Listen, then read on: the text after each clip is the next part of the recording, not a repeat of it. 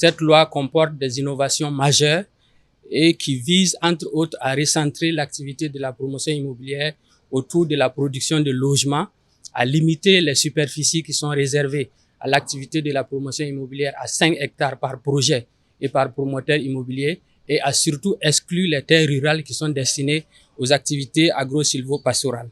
Après l'adoption de cette loi, il se trouve qu'il y a un certain nombre de dossiers qui étaient en traitement au niveau des administrations, et donc pour traiter ce passif, un comité interministériel a été mis en place et qui a permis de collecter un certain nombre de dossiers et d'informations auprès des structures publiques de l'administration, auprès des promoteurs immobiliers eux-mêmes et auprès des acquéreurs à travers une plateforme numérique qui avait été lancée au courant du mois de mars-avril 2024. Alors, à l'analyse des informations et de ces dossiers qui ont été récoltés, collectés au niveau des différents acteurs, il ressort que 1812 sites ont été mobilisés pour l'activité de la promotion immobilière dans le cadre de l'ancienne loi de la promotion immobilière. Et ces 1812 sites totalisent 120 000 hectares de terres qui ont été mobilisés dans le cadre de l'activité de la promotion immobilière par 159 promoteurs immobiliers et 5 coopératives d'habitat. Alors, sur la base de ces informations reçues, une grille d'analyse a été élaborée qui a permis d'analyser ces différents dossiers qui ont été reçus. Et cette grille d'analyse comporte certains paramètres, dont notamment l'existence d'un titre foncier pour les différents sites, l'existence d'une autorisation de lotir pour ces sites, l'existence d'un plan d'aménagement validé,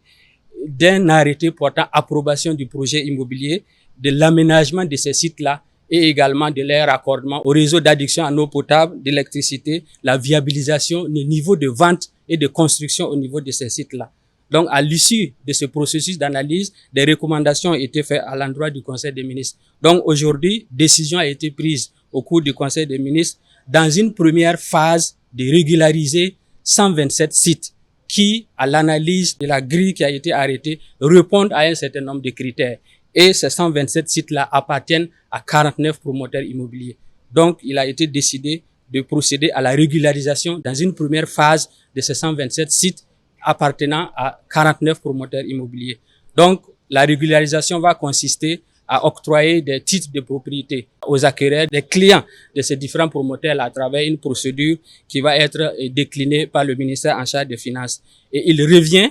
aux 49 promoteurs immobiliers dont les sites ont été retenus pour être régularisés de prendre des agréments pour se mettre à jour afin de poursuivre la mise en œuvre de leurs projets qui ont été retenus dans la liste des 127 sites qui ont été retenus. Il faut retenir également qu'un plan d'action a été adopté pour traiter tous les autres sites qui ne sont pas passés dans le cadre de cette première phase-là, au cas par cas. Donc, on invite tout le monde à la patience et à attendre les instructions, en tout cas les informations qui vont être fournies par le ministère. Donc, il faut rassurer les uns et les autres que l'activité de la promotion immobilière est régie par une nouvelle loi et il est interdit aux promoteurs immobiliers de procéder à la vente des terrains nus. Donc,